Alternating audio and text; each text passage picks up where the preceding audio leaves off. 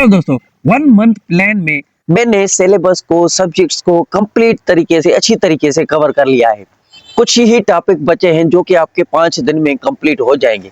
उसके बाद इंशाल्लाह आप क्वालिफाई कर जाएंगे। ये जिसने भी फॉलो किया होगा वो इंशाल्लाह जरूर कामयाब होगा। तो आज के इस लेक्चर में सबसे पहले मैं आपको पाकिस्तान की हिस्ट्री का टॉपिक पढ़ाता हूँ, जिसमें 1600 में जो ब्रिटिश ईस्ट इंडिया कंपनी आई थी हिंदुस्तान में, उनके एमसीक्यूज, वो भी एक एरिया है, ठीक है। उस एरिया को कल हमने आधा पढ़ा था, आधा आज पढ़ेंगे, उसके एमसीक्यूज देखेंगे। इसके बाद इसी वीडियो लेक्चर में इस्लामिक के 25 एमसीक्यूज देखेंगे, जो कि नेक्स्ट पैगंबर, बर्थ टू डेथ, जिस तरह से मैं पढ़ाता हूँ। उसके बाद आर्टिफिशियल इंटेलिजेंस का एक होगा, जो कि सिलेबस में लिखा हुआ है, इंफॉर्मेशन टेक्नोलॉजी जनरल साइंस में, तो वो पढ़ेंगे। बाकी सब्जेक्ट मैंने आपको कल समझाए थे, वो उसी तरीके से पढ़ना है। कल वाला लेक्चर जिसने नहीं देखा वो जरूर देखे, उसमें मैंने समझाया था कि आपको इंग्लिश और करंट अफेयर कैसे पढ़ने हैं, ठीक है। चलो इस लेक्चर को शुरू करते हैं बिना देर किए। तो नंबर 1 पर एमसीक्यू आता है, who was the first governor general of Bengal. देखो, फर्स्ट गवर्नर जनरल बंगाल का कौन था? वैरन हेस्टिंग्स, ठीक है, ये अंग्रेज था। तो वैरन हेस्टिंग्स, ये हर मेरे वीडियो में प्रॉपर इंग्लिश में क्या होती है, एक्सप्लेनेशन होती है। ये आप पढ़ेंगे, आपका कॉन्सेप्ट क्लियर हो जाएगा। एमसीक्यूज में हमने क्या याद किया, क्या पढ़ा, याद हो जाएगा। वैरन हेस्टिंग्स 1773 से लेके 1785 तक चला। बंगाल का पहला गवर्नर था जनरल। बंगाल का पहला गवर्नर जनरल था। उसने कंपनी की एडमिनिस्ट्रेशन को ऑर्गेनाइज किया, मतलब के कंपनी के अंडर ये काम कर रहा था, ठीक है। बंगाल का ये गवर्नर कंपनी ने रखा। नंबर 2 पे आता है, which act made Warren Hastings the first governor general, ठीक है। एक्ट बनाया गया था जो कि ईस्ट ब्रिटिश बर्तानिया के हुक्मरान जो थी एलिजाबेथ, उसने ये बनाया था, रेगुलर एक्ट 1773। इसमें ही ये जो कंपनी का सारा कंट्रोल था, ये सारा ब्रिटिश हुकूमत के पास चला गया। आस्ते आस्ते इंडिया का सारा कंट्रोल उनके हाथ चला गया, ठीक है। तो ये एक्ट पास किया। इसके बाद इसने गवर्नर जनरल बंगाल का ये रखा, ठीक है।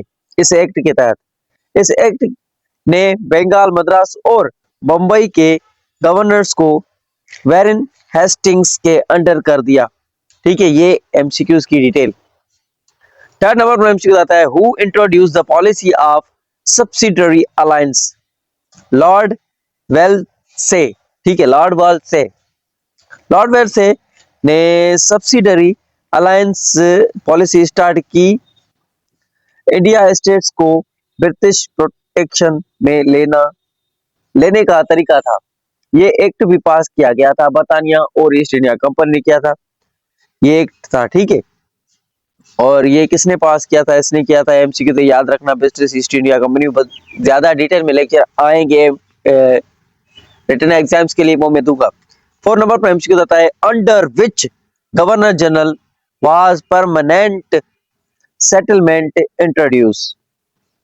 लॉर्ड कॉर्नवालिस 1793 में परमानेंट सेटलमेंट सिस्टम बंगाल में लैंड रेवेन्यू फिक्स करने के लिए लाया गया। जमींदारों को रेस्पॉन्सिबल बनाया गया। ये क्या हुआ था कि आहिस्ते आहिस्ते बर्तानिया वाले यहाँ पर कंट्रोल करते गए, अपना हिंदुस्तान में हुकूमत करने लगे। इसके लिए ये अपने एक्ट बनाते गए, कब्जा करते गए। इसी तरीके से इन्होंने यहाँ पर किया था। वो डिटेल में लेक्चर मैंने दिए हुए हैं जो कि रिटन एग्जाम्स के लिए, उसमें ये सारी डिटेल दी हुई है। यहाँ तो एमसीक्यू थे, एमपीटी के लिए। 5 नंबर पर एमसीक्यू आता है, who is known as the maker of British India. Lord caliph.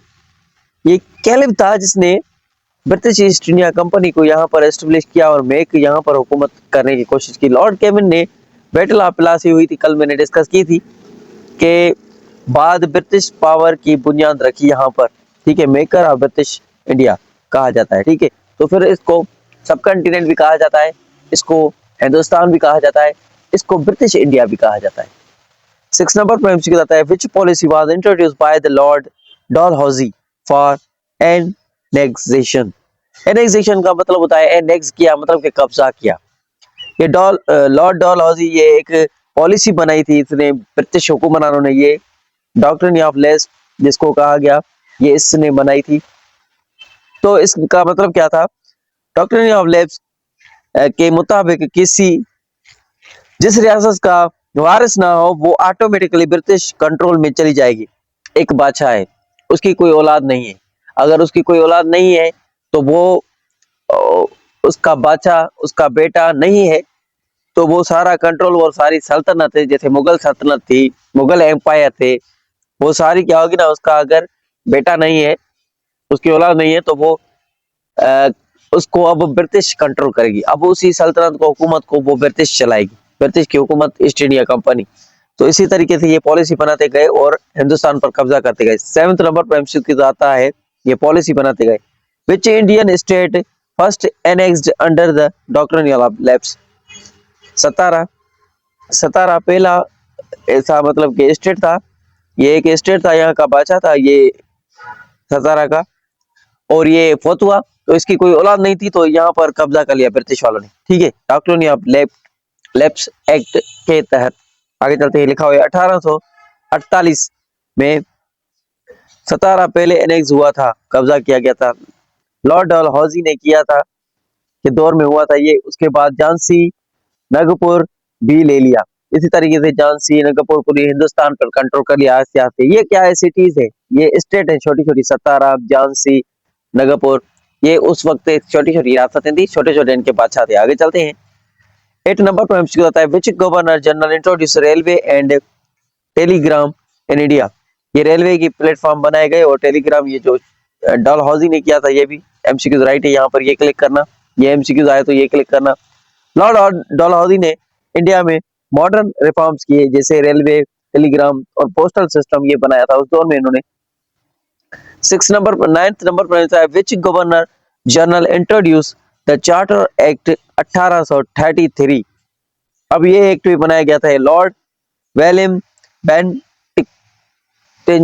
बेंटिंच ने ये बनाया था, अंग्रेजों का नाम है, पता नहीं किस तरह से प्रोनाउंस करें। चार्टर ऑफ एक्ट 1833 ने कंपनी के ट्रेड राइट्स खत्म कर दिए। अब कंपनी सिर्फ एडमिनिस्ट्रेशन संभालती है। ईस्ट इंडिया कंपनी बाद में हिंदुस्तान का कंट्रोल संभालती है, वहां पर हुकूमत करने चले गए। 10th नंबर पर एमसीक्यू आता है, ये एक दिन की बात नहीं है, सालों की बात है। Who was the last governor general of India and first?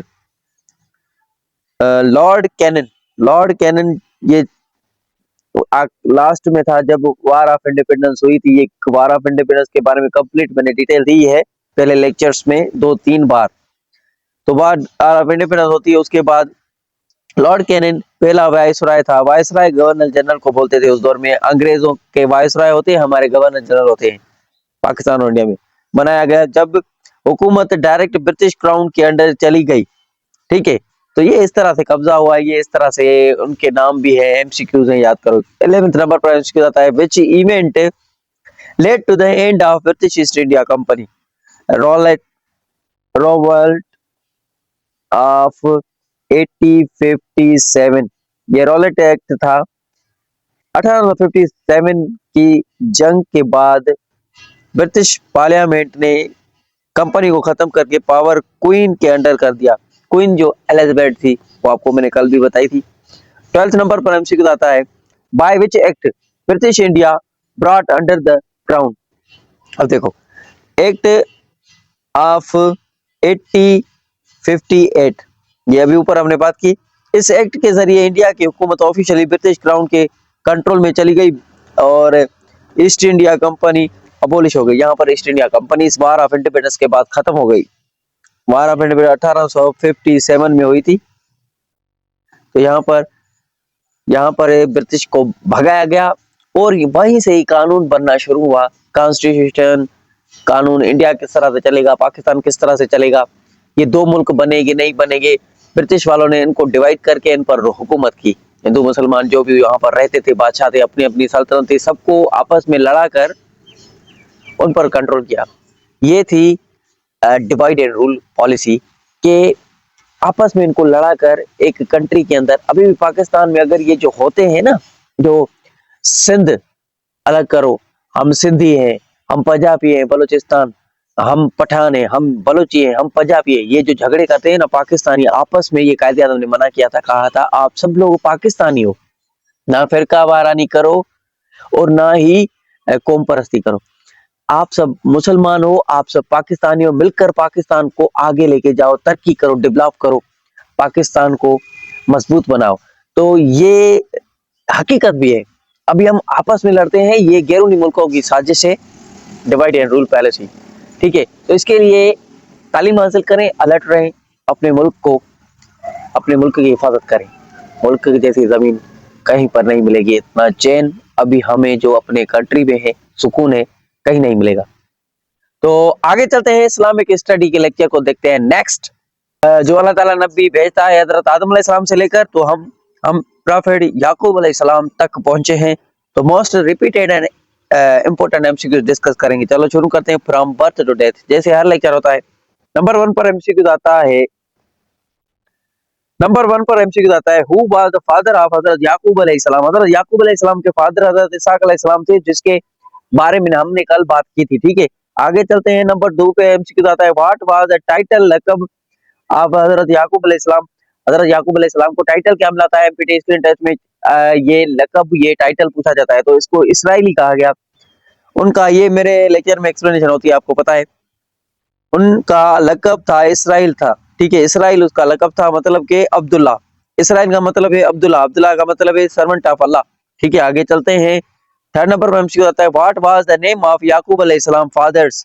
Father का नाम आपको मैंने बताया, हजरत, जी, फादर्स वाइफ, मतलब कि इसकी माँ का नाम क्या था, सारा था, ठीक है, ये लिखा हुआ है। आगे चलते हैं, तो फोर्थ नंबर पर एमसीक्यू आता है, how many sun did Hazrat Yaqub अलैहिस्सलाम है। 12 इसके बेटे थे, हजरत याकूब अलैहिस्सलाम के 12 बेटे थे, बनी इसराइल कौम बनी वो जो इसके बेटे थे। आगे चलते हैं, 5 नंबर पर एमसीक्यू आता है, who was the most beloved son of the Hazrat Yaqub अलैहिस्सलाम।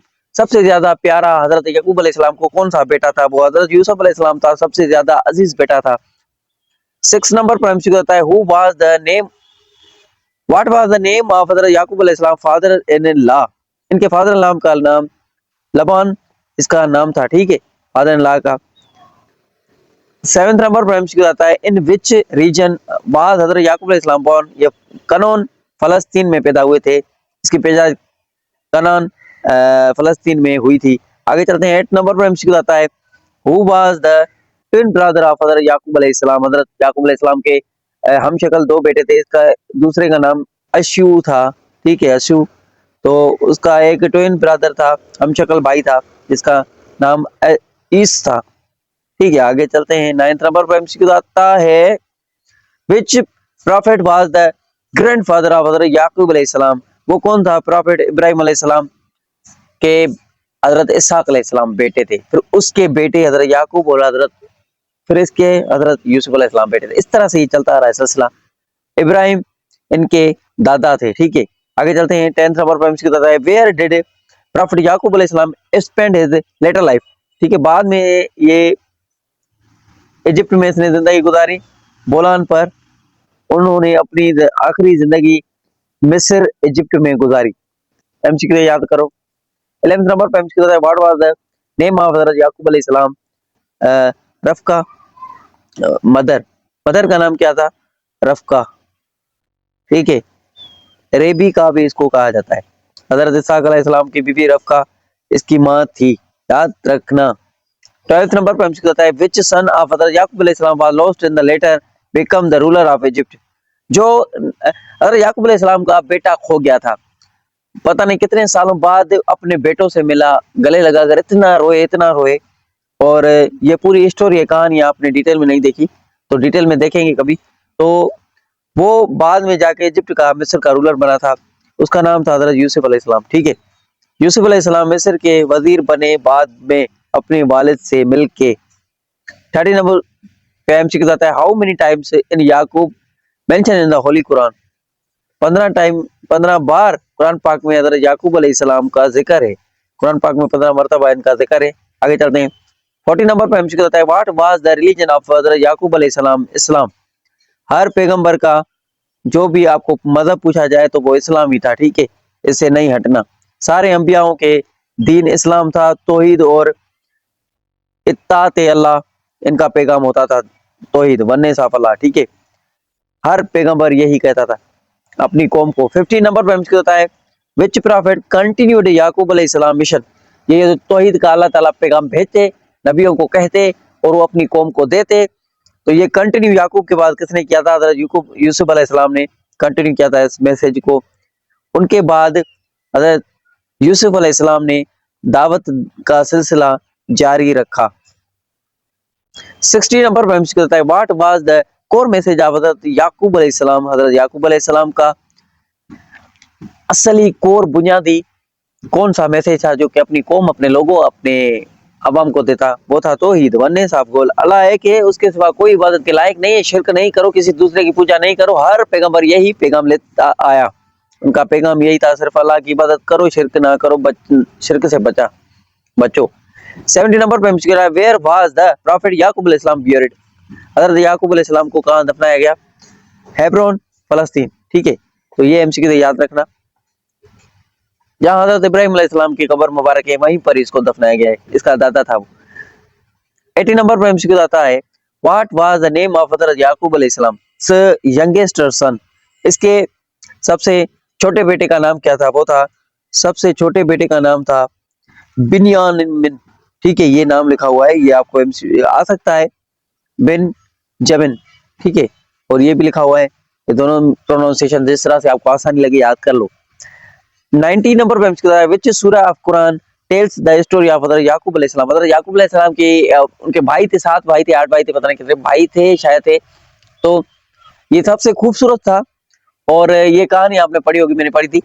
ये सबसे खूबसूरत था और सब इनसे प्यार करते थे। इसका फादर भी इनसे सबसे प्यार करता था, तो इसको कुएं में फेंक दिया गया था। पता नहीं कितने सालों के बाद ये अपने फादर से मिला था। ये कहानी, स्टोरी है। ठीक है, तो सूरह यूसुफ में इन दोनों का वाकया तफसील से आया है। ठीक है, ये आप सूरह यूसुफ में इसका वाकया याकूब का लिखा हुआ है। आगे चलते हैं, स्टोरी ये लिखी हुई है। 20 नंबर पर हमसे होता है एट व्हाट एज डिड हज़रत याकूब अलैहिस्सलाम डाइड। 120 साल तक ये जिंदा रहा, उसके बाद इसकी वफात हो गई। 120 साल की उम्र के बाद ये वफात हो गई।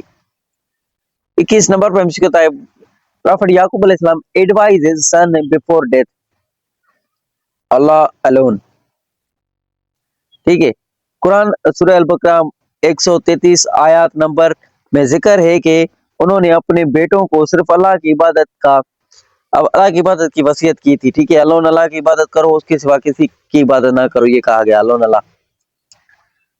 22 नंबर पे हमसे which book was revealed in the lineage. Lineage मतलब के ये जो सिलसिला प्रॉफिट्स का शुरू होता है, फिर आदम आया, फिर इदरीस आया, फिर शीश आया, फिर इदरीस आया, इस तरह से ये जो सिलसिला शुरू है इसको लाइनेज कहते हैं। तो तोरा उनके नस्ल बनी इसराइल पर मूसा अलैहिस्सलाम के जरिए तौरात नाजिल हुई। ठीक है, हजरत याकूब अलैहिस्सलाम तौरात नाजिल हुई। ये एमसीक्यू राइट है या रॉन्ग है, या आप इसके बारे में क्या कहेंगे? कमेंट कीजिएगा। एक दो एमसीक्यू जरूर गलत होते हैं, मैं देता हूं कि पता चले कि कौन सा सीरियस कैंडिडेट है। फूला कंप्लीट लेक्चर देखकर, नोट करके, याद करके अपनी टेस्ट को, अपनी जिंदगी को आसान बनाता है। तो उसके लिए एमसीक्यूज कुछ कुछ गलत होते हैं, जो कि पढ़ते हैं वो ये नोट कर लेते हैं। कमेंट में मुझे बहुत लोग बोलते हैं सर ये एमसीक्यूज गलत था, वो सही तरीके से मेहनत करने वाले लोग होते हैं। इसके लिए थोड़े बहुत एमसीक्यूज बीच बीच में मैं गलत जानबूझकर देता हूं, ताकि पता चले कौन राइट है, कौन राइट रॉन्ग है। मेरे चैनल को भी चेक करने के लिए ये जरूरी है। 30 नंबर पर एमसीक्यू आता है 23 नंबर पर एमसीक्यू आता है what was the meaning of title Israel. Israel की मीनिंग क्या है? सर्वेंट ऑफ अल्लाह इसकी इसराइल की मीनिंग है। इसराइल का मतलब है अब्दुल्ला, अब्दुल्ला का मतलब है अल्लाह का बंदा। ठीक है, इसराइल का मीनिंग ये है। 24 पर एमसीक्यू आता है विच सूरा है याकूब अलैहिस्सलाम एडवाइज हिम टू हिज सन।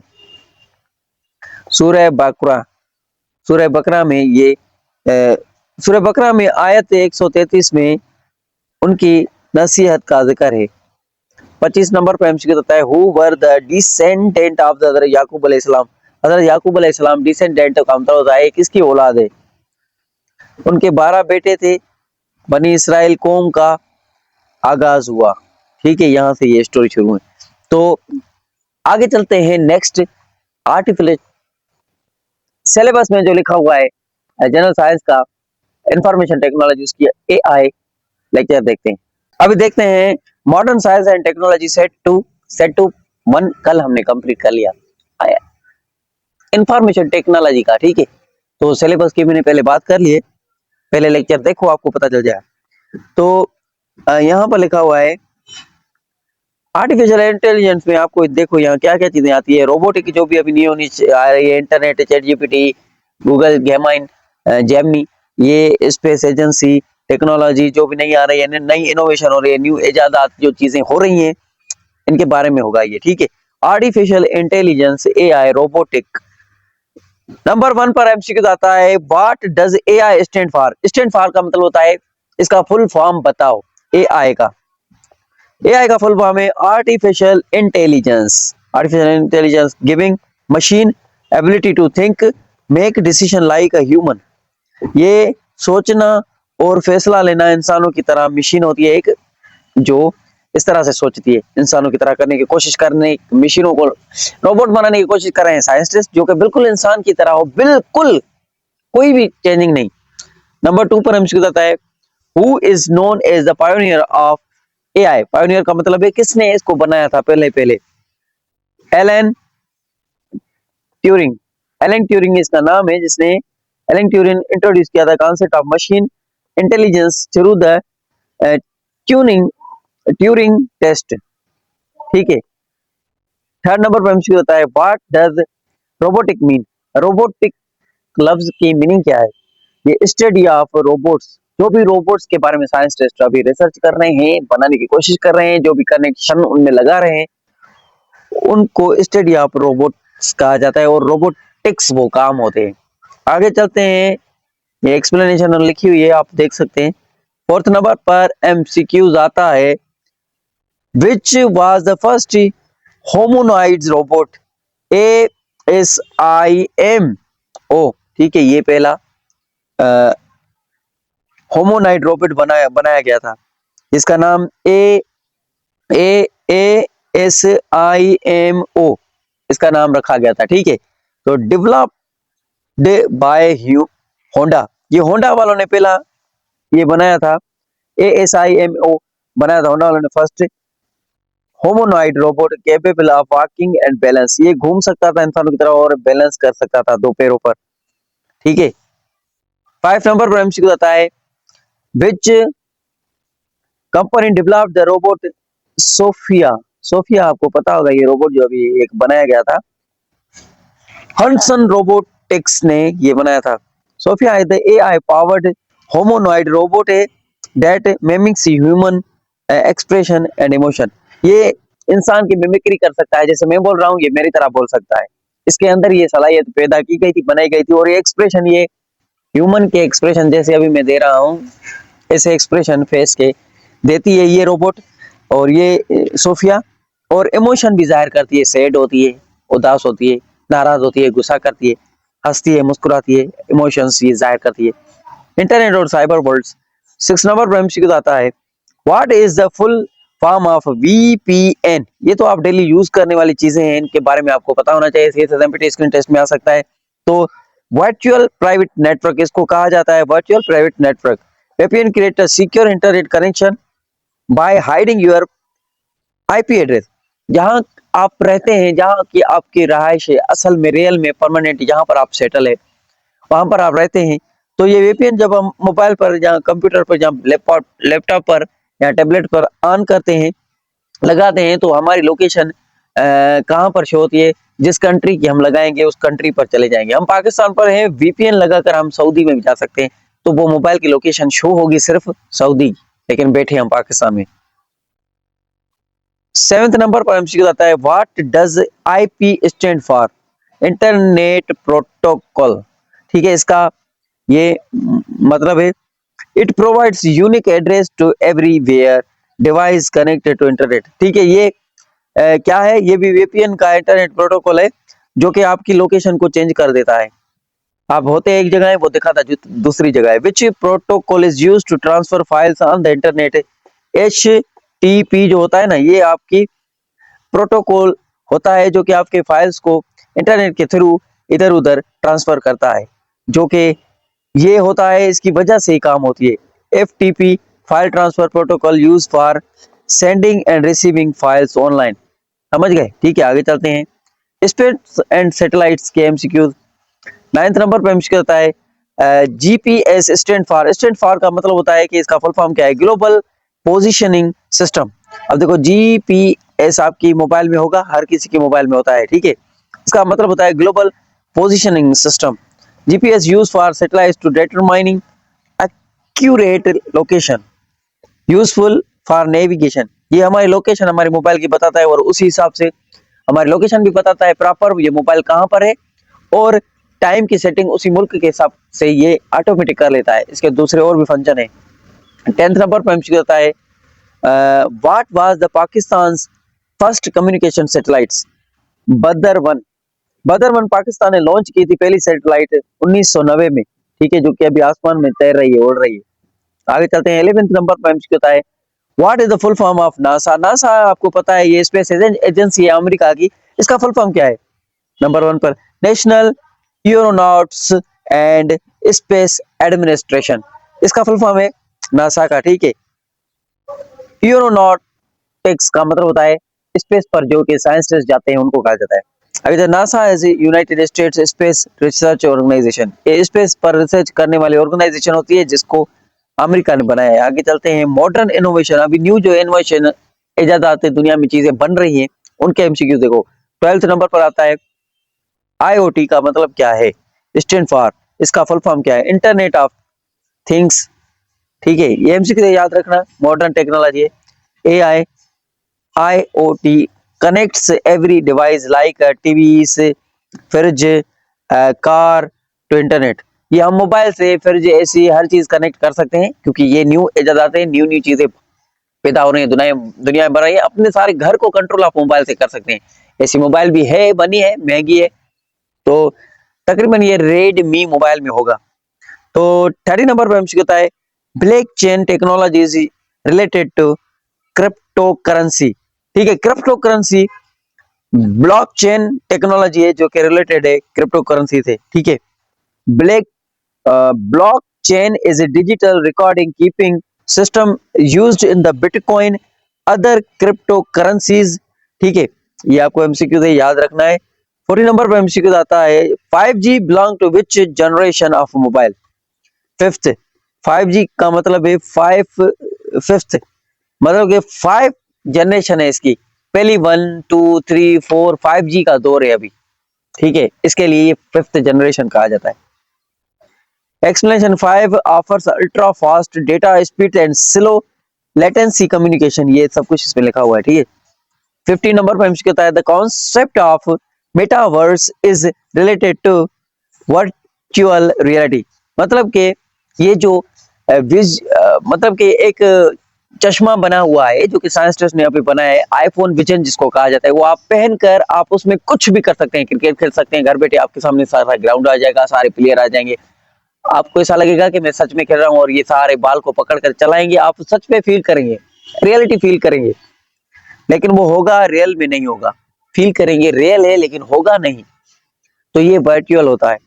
तो virtual Meta is a virtual world where people interact through the digital avatars। अब इसी तरीके से होगा, आप घर बैठे आप पूरी दुनिया घूम सकते हैं और जहां पर जिस भी पहाड़ पे चढ़ेंगे, जहां पर जो भी खड्डा होगा, जहां पर अगर आप घर बैठे एक गाड़ी चला रहे हैं, अमेरिका घूम रहे हैं घर बैठे वर्चुअल ऐसे, तो वो इसी तरीके से ये काम होगा, आप समझ सकते हैं। तो ये थे आज के एमसीक्यू सेट 3, कल डिस्कस करेंगे। कीप वॉचिंग, स्टे कनेक्टेड, अल्लाह हाफिज।